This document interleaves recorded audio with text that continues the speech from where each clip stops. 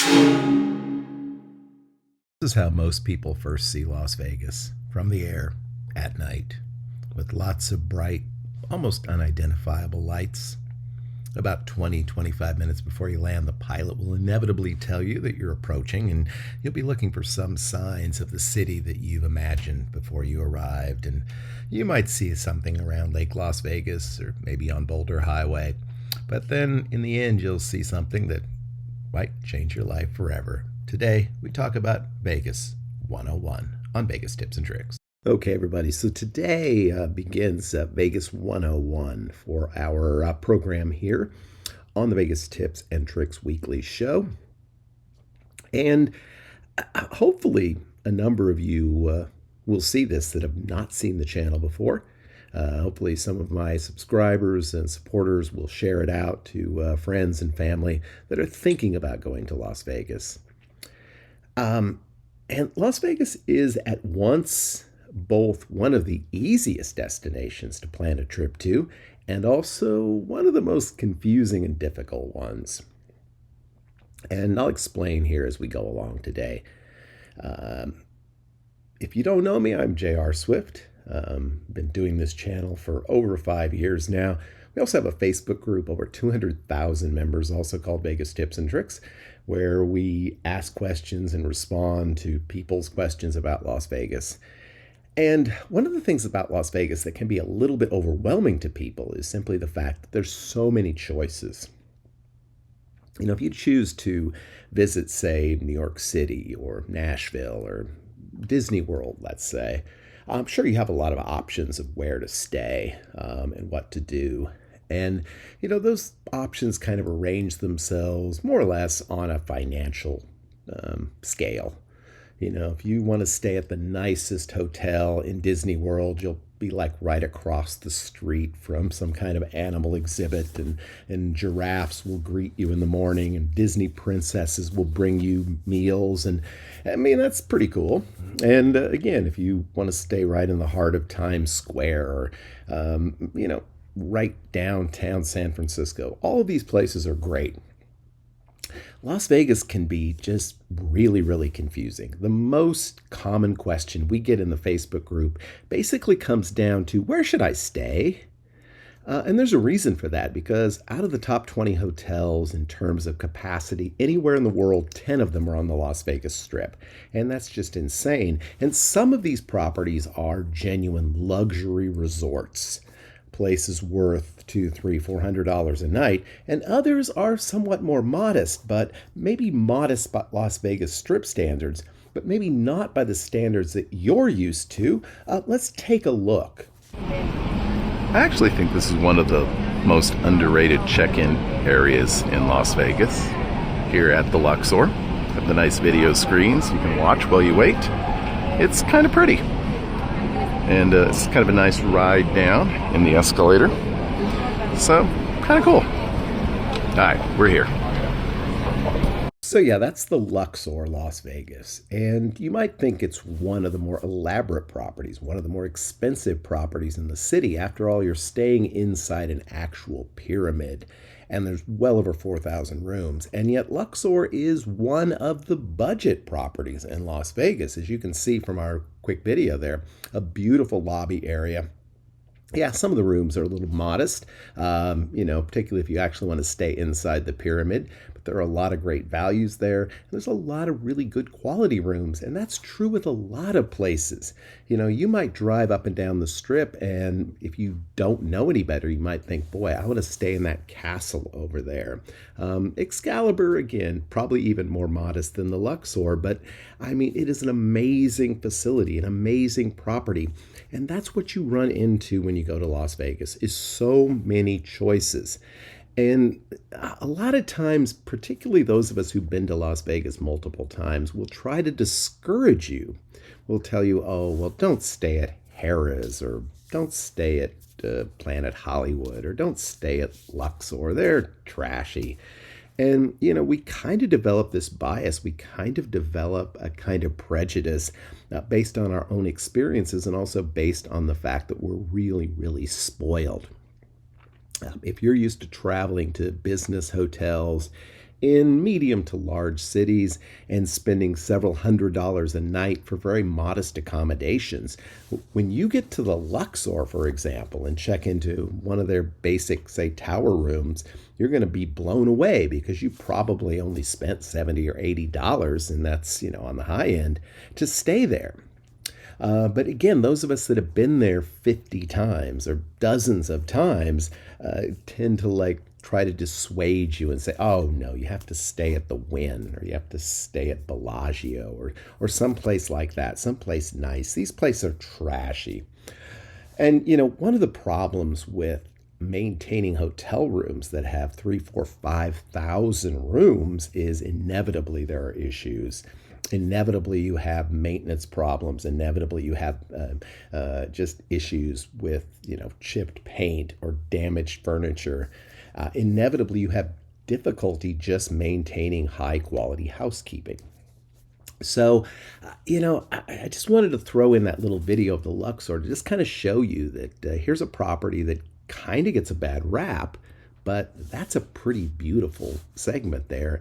And so, almost anywhere you stay in Las Vegas, except maybe the Circus Manor Lodge, the Travel Lodge, the Bridger Inn, you're going to generally have a pretty good experience. So don't fret too much about the hotel and how much it costs. It's more important to talk about location, and that's what we're going to do next. Okay, so we're back talking Las Vegas location, and hey, our location has changed a little bit here. We have a little bit different backdrop. We have an American flag. We have right up here, we got that Sands Rat Pack picture that some of you have gotten used to from our show over the years. Still kind of perfecting things here at the New Digs, but we'll be doing that over the next few weeks and months. Hope you're enjoying some of the upgrades to the recording that we've been doing. But let's talk Las Vegas location, because certainly for a first-time visitor or someone that hasn't been to Las Vegas in a while, or for someone that just doesn't have a lot of transportation options, location is everything. The Las Vegas Strip is basically a stretch of Las Vegas Boulevard, a street which runs well to the south of most of the attractions that people think about in Las Vegas, all the way up into North Las Vegas and beyond. The part you're interested in is going to primarily be between the Mandalay Bay on the south and the Strat on the north. It's about a 4-mile stretch. It's where basically all of the major Strip properties are located, or even a lot of the off-Strip properties are located just a mile or so off of that road. So, if somebody advertises a property on North or South Las Vegas Boulevard with a really crazy address, it probably isn't where you want to be. And even though that 4-mile stretch is a good guideline for where you want to stay when you go to Las Vegas, it's probably not the best guideline. You probably want to be even in a tighter zone. The Strat or Mandalay Bay are both kind of off the beaten path. You'd rather be, say, between around Park MGM and, say, Mirage or Harrah's. That puts you really in the sweet spot where you can walk to almost anything, north or south, particularly if you make a day out of it. So the key center part of the Las Vegas Strip is generally located around the city center area, but also around Flamingo and Las Vegas Boulevard. You'll find tens of thousands of hotel rooms here, and some of them, are pretty pricey if you stay at Caesar's Palace or Bellagio or Aria or Cosmo. But you can also find some pretty good room rates here at, say, Horseshoe or Flamingo, Paris. Those are some modestly priced properties, sometimes discount priced properties. So you can stay in the middle of things and not spend an arm and a leg. Okay, slightly different backdrop again. We're just trying to mess with y'all people. So we've talked about location in Las Vegas and location on the Las Vegas Strip. There are a lot of great places to stay in Las Vegas that aren't on the main Strip area. The off-Strip properties tend to be kind of quite a bit of ways from the action. We've talked about it before on the channel. We'll talk about them again, but probably not the best choice for a first-time visitor. Another option is to go downtown on Fremont Street or just off Fremont Street. Room prices tend to be lower. Prices for food, beverage tend to be lower. Gambling odds tend to be better. So Fremont Street is a good option. I still typically recommend a first-time visitor to stay on the Strip, but make sure you go downtown for a night. If you're going to be there at least more than 3 or 4 nights, go downtown, check out the experience, and see what you think. If you like it, it's a really, really good deal. Okay, so along those lines, one of the biggest questions people ask in the Facebook group that we're going to try to address today is, how do I get from the airport to our hotel? And there are so many different options, so many different choices that you can make as far as making that airport transportation move. First and foremost, obviously, you can rent a car. And in a lot of cities, that is a really good option because so much of what you want to see is spread out over a large area. The thing about Las Vegas is, yeah, you have the downtown area, but wow, most of what you want to see, particularly as a first-time visitor, is right there on the Strip. You can walk to most of these locations, particularly if you stay center Strip, as we just talked about. So a car is almost more of an encumbrance. You know, when you're in Vegas, typically you have a few cocktails. You certainly do not want to drink and drive. Most places nowadays actually will charge you for parking. So you rent a car, you put it in the garage for 4 or 5 days while you're there. If you don't use it, you're ending up spending what, $10, $20 a day just to park it? So maybe not the best choice. It is a great choice, however, if you want to go out and visit a number of off-strip locations. If you want to go out to Red Rock one day, if you want to go to Hoover Dam one day, if maybe you even want to take a long day trip out to the Grand Canyon or Death Valley or somewhere in Utah, then great, do it. Typically, rental car prices in Las Vegas are pretty inexpensive, so it's not a bad choice. But if you're just going to stay in and around the Strip and downtown, there are better ones. Traditionally, the cheapest way to go was to get one of these airport shuttles, and you would buy a ticket back and forth from your hotel. It would be probably half the price or even less of a cab, at least for a single person. You might have to wait around for the shuttle to fill up, but you know, it was a good deal. Those shuttles have almost completely dried up. If you have more than one person, they're really not a good deal anyway. You could just as well take a ride share or take a cab.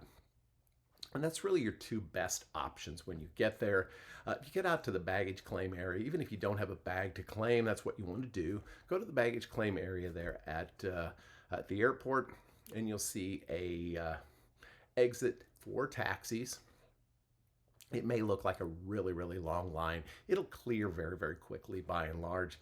Taxis are not cheap. I'm not going to say they are, but sometimes ride shares aren't either. If you arrive at a pretty quiet time during the week, it may not be your best option. If you arrive during a busy time over the weekend, a cab may end up being not any more expensive and probably more convenient than taking one of the rideshare options because of the surge pricing. Otherwise, you probably want to check out Uber or Lyft. If you've never downloaded the apps, you can do so. You can get some really great introductory options, save some money on your first ride or two. So check that out. Now you do have to walk a little bit. You have to head out of the baggage claim area over into the old parking garage, and that's where you'll meet your ride share, either the Uber or Lyft.